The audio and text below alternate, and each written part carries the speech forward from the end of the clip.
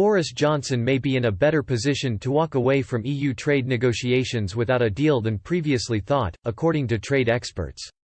Post-Brexit trade talks are set to take place at breakneck speed over the next few months after the UK shut down the EU's plea to extend the transition period.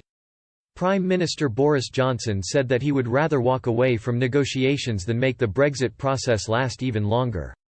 While some commentators have claimed this is just a front and the government is actually very keen to seal a deal with the bloc, others have suggested that recent events mean the UK no longer needs such an agreement. At the beginning of the month, The New York Times explained how some analysts have questioned if an EU trade agreement is still the best for Britain in light of the coronavirus pandemic. London bureau chief Mark Lendler and London correspondent Stephen Castle wrote that a no-deal outcome now seems entirely plausible, and could be best for the government. They explained, far from pressuring Mr. Johnson to plead for more time, the pandemic is reordering the global economy in ways that have led some to question whether an agreement with Europe even makes sense for Britain anymore.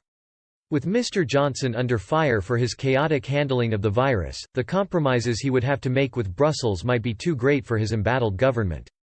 A former European Commission economist Mojtaba Rahman told The New York Times, COVID-19, in the eyes of the government, has further reduced the value of a deal.